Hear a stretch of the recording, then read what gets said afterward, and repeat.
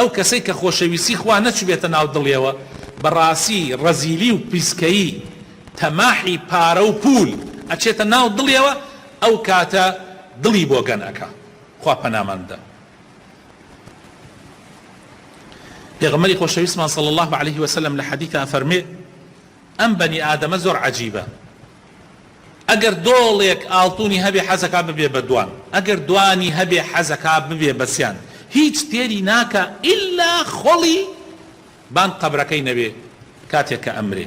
یا سبحان الله، زۆر عەجیبە.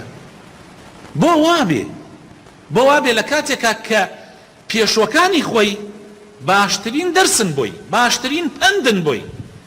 ئاخر کێ پارە و پول پاراستی لە مردن؟ کێ پلە و پایە پاراستی لە مردن؟ ئاخر بۆ دەرس وەرناگرین لە پێشوەکانی خۆمان هەر یەکێک لەوەی خۆی. ئەگەر ئێمە دەرس وەربگرین لە پێشوەکانی خۆمان ئەوە زۆر شت هەیە خۆمانی لێ ئەپارێزین، زۆر شت هەیە ئێمەش تێ ناکەفین. بەس کێشەکە ئەوەیە خەڵکانێک لە پێشی ئێمە ڕۆیشتون ئەکەونە ناو شتێک، یعنی ئێمەش بالضبط شوێن پێ ئەوان ئەگرین تا ئەکەونە ناو ئەوەی کە ئەوان تێکەوتن. لا حول ولا قوة إلا بالله. کەم کەسەیە سوود وەرەگرێ لەوەی پێشی خۆی. جابا من و تۆی مسلمان لەوانە بین.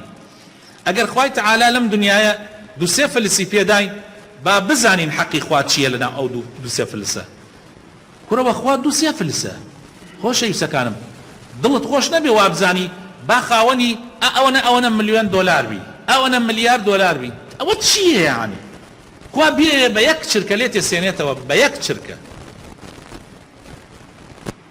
دڵت زۆر خۆش نەبێ پێی، واللهی حەقی خوای لێ نەدەی، هیچ قیمەتی نییە.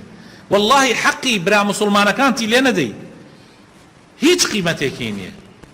بە هەمان شێوە ئەگەر خوای تەعالا پلەپایەکی پێدای چەند خۆشە دەرس لەوانەی پێشوی خۆت وەربگری. ئیتر پلەپایەکە لە پلەپایەکی بچووک و ئەڵێم خۆشەویستەکان، تۆ مۆزەفێکی لە دایرەیەکە کرایتەتە مەسوولی دایرەکە، تۆ مدیر ناحەیەکی کرایتەتە مدیر ناحەیەک، قایم قامێکی بەسەرەوە هەتا ئەگاتە مەلیک و پاشای وڵاتێ.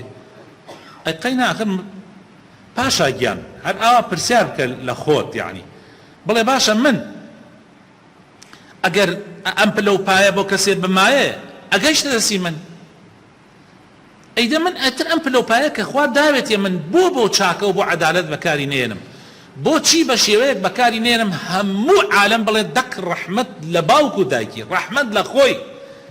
ئەم پلەپایە نەیخەڵەتان، ئەم پارە و پولە نەیخەڵەتان، توانی حەقی خوا و حەقی عەبدەکانی خواش بدا.